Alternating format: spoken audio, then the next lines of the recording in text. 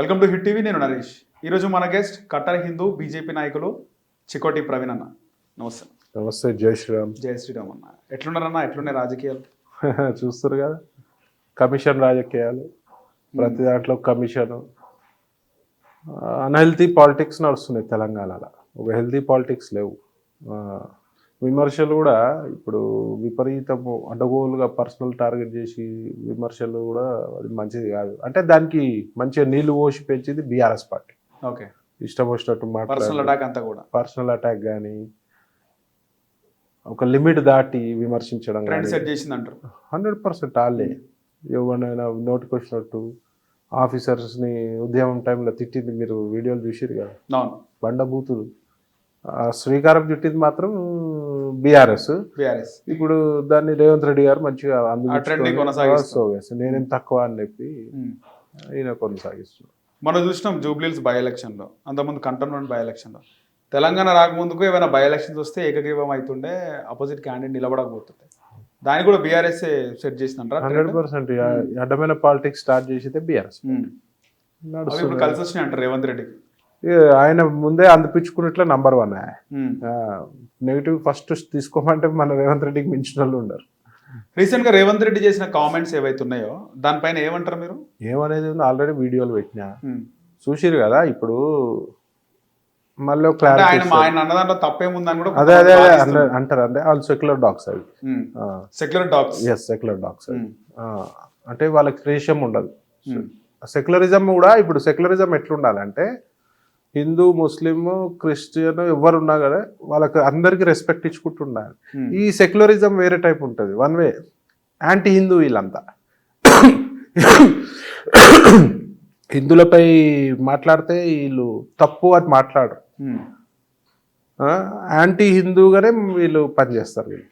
అంటే ఇది ఒక ప్రాపర్ దాని వర్డ్ని, అది కరెక్ట్ వర్డ్ కాదు వాళ్ళకి. సెక్యులర్ అనేది కూడా కరెక్ట్ వర్డ్ కాదు, దేవలాడాలి డిక్షనరీలో వాళ్ళకి ఏం వర్డ్ వాడాలని. ఎందుకంటే సెక్యులరిజం అంటే అన్ని మతాలకు రెస్పెక్ట్ ఇవ్వాలి. వీళ్ళు హిందువులకు తప్పించి అన్ని మతాలకు రెస్పెక్ట్ ఇస్తారు. ఎందుకంటే వీళ్ళకి తెలుసు హిందూ ఓట్లు ఎటు పోవు, హిందువులు పండుకొని ఉంటారు, హిందువులు మేలుకోరు అని చెప్పి వీళ్ళ ఒక భావన ఉంటుంది. రేవంత్ రెడ్డి కామెంట్స్ తర్వాత బీజేపీ నాయకులు ధర్నాలు చేస్తే బీఆర్ఎస్ ఎక్కడే మాట్లాడలేదు. బీఆర్ఎస్ ఎప్పుడు మాట్లాడరు కదా వాళ్ళు. ఎప్పుడు కూడా ఇప్పుడు గుడిపై దాడి జరిగినప్పుడు మాట్లాడారా? ఎవరన్నా హిందువులపై అనుచిత వ్యాఖ్యలు చేస్తే మాట్లాడరు వాళ్ళు. వాళ్ళు పేరుకు మళ్ళీ యజ్ఞాలు, పూజలు, కేసీఆర్ దునియా పూజలు, యజ్ఞాలు చేస్తారు. కానీ అవి ఆడి వరకే ఉంటుంది. అది సోషల్ మీడియా చూపించుకునే వరకే ఉంటుంది. గ్రౌండ్లోకి వచ్చే వరకు బీజేపీ పనిచేయాలి, బీజేపీ పనిచేయాలి, విహెచ్పి పనిచేయాలి, బజరంగ్ దళ్ పనిచేయాలి, హిందూ వాహిని పనిచేయాలి, వీళ్ళే పనిచేయాలి, మేము పనిచేయాలి. కానీ మొన్న బీజేపీ నాయకులు ప్రొటెస్ట్ చేస్తుంటే నాకు కొంచెం బాధ అనిపించింది. వాస్తవానికి ఏ ఎన్నికల్లో అన్ని పార్టీలు ప్రకటించినాక బీజేపీ ప్రకటిస్తుంది. ఆడు బాగా పనిచేసిన కష్టపడ్డవానికి ఇటువంటి పోరాటాలు చేసిన వానికి టికెట్లు రావు, అట్లా చాలా తక్కువ. అట్లా ఏం లేదు. బీజేపీ ఎవరైనా గ్రౌండ్ లెవెల్లో ఇప్పుడు బీజేపీ ఎట్లాంటి ముఖ్యమంత్రులను నియమించింది వేరే రాష్ట్రాలలో చూస్తే ఒక సామాన్య కార్యకర్తను తీసుకొచ్చి ముఖ్యమంత్రిని చేశారు. రాజస్థాన్ కానీ, ఢిల్లీ కానీ, ఎక్కడైనా కూడా, మధ్యప్రదేశ్ కానీ ఒక సామాన్య కార్యకర్తకి గవర్నర్ పీఠాలు ఇస్తారు. అంటే వాళ్ళు పార్టీకి ఎంత పని చేస్తుర్రు, ప్రజలకు ఎంత మంచిగా ఉన్నారు, ప్రజలకు ఎంత సేవ చేసారో ఐడెంటిఫై చేసి బీజేపీలో ఇన్స్టెంట్ రిజల్ట్స్ ఉన్నాయి. తెలంగాణలో ఎందుకు ఆ విధంగా చేస్తలేదు? బాగా కొట్లాడే బండి సంజయ్ని పక్కన పెడితే వాళ్ళు పక్కన పెట్టినంటే వాళ్ళ సాయం మంత్రి ఎట్లా ఇస్తారు? ఇయ్యారు కదా. కేంద్ర మంత్రి ఇచ్చినారు, కానీ రాష్ట్ర అధ్యక్షుడిగా ఉంటే ఇంకా బాగుంటుండే కదా. అరే అందరికి ఇవ్వాలి. ఇప్పుడు రామచంద్రరావు కూడా సూపర్. రామచంద్రరావు గారు ఆయన సౌమ్యుడు కదా. సౌమ్యుడు కావద్దా? అట్లా కాదు.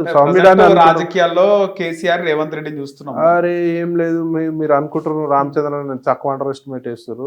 AK-47 అది బుల్లెట్. అది ఎప్పుడు సమయం రావాలో అప్పుడు చూపిస్తాడు ఆయన పవర్ ఏందో. రానున్న రోజులలో డెఫినెట్ గా ఆయన ఒక కీలకంగా బీజేపీ అధికారంలో తెచ్చే బాధ్యత ఆయనపై ఉన్నది. ఆయన ఒక కీలకంగా 100%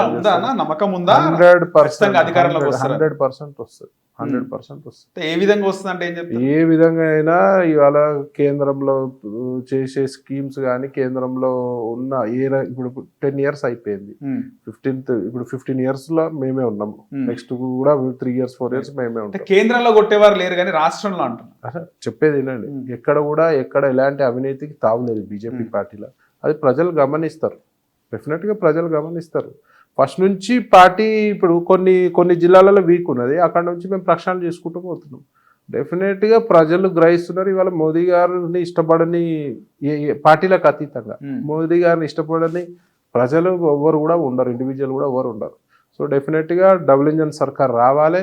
ఇవాళ ట్రయల్ లెక్క కాంగ్రెస్ పార్టీ వచ్చింది, వీళ్ళు చేసే అవినీతి, కమిషన్ రాజకీయాలు, వీళ్ళ హామీలు అన్నీ కూడా ప్రజలు గమనిస్తారు. ఏమి జవాబు డెఫినెట్గా చెప్తారు. ఒక జూబ్లీల్స్ చూసుకొని ఎవడు ఎగరాల్సిన అవసరం లేదు. వాళ్ళు ఆ ఎలక్షన్లో మేము ఓడిపోయినందుకు మేము 100% ఉండరు. మీరు నెక్స్ట్ ఎలక్షన్లో చూడండి, you will see lot of changes in Telangana politics. ఏదైతే జూబ్లీస్ లో బీజేపీకి కూడా స్కోప్ ఉంటుంది, గెలిచే అవకాశం ఉందండి. బీజేపీ స్కోప్ కాదు, అక్కడ మీకు ఇంతకుముందు కూడా చెప్పిన అక్కడ ఒక మతం ప్రభావితం బాగుంటది. ఆ ఓట్లు ఎక్కువ ఉంటాయి, హిందువులు ఎక్కువ ఉన్నారు కదండి, ఓట్లు ఎక్కువ ఉన్నాయి. ప్లస్ వాళ్ళ పర్సంటేజ్ ఆఫ్ ఓటింగ్ ఎక్కువ ఉంటుంది. హోల్ సిటీలో కూడా మీరు చూస్తారు కదా, పర్సెంట్ ఆఫ్ ఓటింగ్ ఎక్కువ ఉంటుంది. డెఫినెట్లీ వాళ్ళ ఎంఐఎం చెప్పిందే విధంగా అక్కడ ఉన్న ముస్లిమ్స్ కానీ వేరే వాళ్ళు కానీ ఇక్కడ కాంగ్రెస్కి వేయడం జరిగింది. ఓపెన్ దోస్తీ ఉంది కదా, డైరెక్ట్ చెప్పినారు కదా, మేము కాంగ్రెస్ ప్రభుత్వాన్ని సమర్థిస్తామని. ఎంఐఎం ఎప్పుడైనా ఏ పార్టీ అధికారంలో ఉంటే వాళ్ళ దగ్గర పోయి వీళ్ళు ఉంటారు. అది కామన్, ప్రజలందరికీ తెలుసు. ఒక జూబ్లీల్స్ చూసి మనము గెలిచిరని వాళ్ళు ఎగిరిపడాల్సిన అవసరం లేదు, ఓడిపోయినామని మేము నిరుత్సాహపడాలి. జూబ్లీల్స్ లో చికోటి ప్రవీణ్ నిలబడితే డబల్ ఓట్లు వస్తుండే మొన్న వచ్చిన ఓట్ల కంటే. ఇప్పుడు పార్టీ నిర్ణయము నిలబడతా అంటే పార్టీ అవకాశం క్యాండిడేట్ పైన కూడా ఉంటుంది కదా, డెఫినెట్గా ప్రచారం చేయడం, హిందుత్వాన్ని తీసుకెళ్లడం. అంటే ఇప్పుడు నేనేమంటున్నా, పార్టీకి తెలుసు ఎవరికి ఇవ్వాలి ఎవరికి ఇవ్వదు. పార్టీ నన్ను ఎక్కడ పెట్టాలో పార్టీకి తెలుసు, ఎప్పుడు ఉపయోగించుకోవాలో మమ్మల్ని పార్టీకి తెలుసు. సో డెఫినెట్గా అవకాశం వచ్చినప్పుడు పార్టీ యూజ్ చేసుకుంటుంది. సో ఆల్రెడీ లంకల్ దీపక్ రెడ్డి పోటీ చేసిండన్న, పోటీ చేసినాక కూడా మళ్ళీ ఎన్నికలకు చాలా లేట్గా ఎందుకు నన్ను ప్రకటించారు అసలుకి? బీజేపీలో ఒక సిస్టమ్ ఉంటుంది, ఇక్కడ నుంచి మీది వరకు ప్రతిదీ ఒక సిస్టమ్ ఉంటుంది. ఓవర్ నైట్ వీళ్ళ లెక్క 1 man షో ఉండదు బీజేపీలో. సో సిస్టమ్ ప్రకారం పోతుంది, కొంచెం ముందు వెనుకకి అవుతుంది, అది దానికి ఏమున్నది. కానీ దానివల్ల దానికి ఎలక్షన్కి ముందే ఇస్తే ముందే ప్రజల్లోకి వెళ్తే కొంచెం. ఆల్రెడీ దీపక్ గారు ప్రజలలో ఉన్నారు, ప్రజలలో తిరిగినారు. అదే గతంలో కంటే తగ్గింది ఓటింగ్. ఇప్పుడు డెఫినెట్గా అధికారంలో ఉన్న వైపే కొంచెం ఇంపాక్ట్ ఎక్కువ ఉంటుంది ప్రజలలో. అందులో బై ఎలక్షన్ అంటే కొంచెం ఎఫెక్టివ్గా ఉంటుంది. విపరీతమైన డబ్బులు ఖర్చు, రకరకాల ఈక్వేషన్స్ ఉన్నాయి. కానీ సరైన విధంగా ఆ భావజాలాన్ని బయటికి తీసుకురాలేదు. ఎప్పుడైతే బండి సంజయ్ వచ్చిండో ఒక 4-5 రోజుల ముంగట, అప్పుడు ఆయన మాట్లాడింది ప్రజల్లోకి వెళ్ళింది. కానీ అంత ముందే ఇలాంటి ప్రచారం జరిగితే బాగుంటుంది. హిందువులు బై ఎలక్షన్లు వచ్చి ఓట్ వేయాలి ఫస్ట్ థింగ్. సో ఈడ ఏం రాజకీయం నడిచిందో అందరికీ తెలుసు. హిందువులలో యూనిటీ తక్కువ ఉన్నది. ఆల్రెడీ అక్కడ వాళ్ళ ఓటింగ్ పర్సంటేజ్ ఎక్కువ ఉన్నది కాబట్టి డెఫినెట్గా దాని రిజల్ట్ అట్టు. రైట్.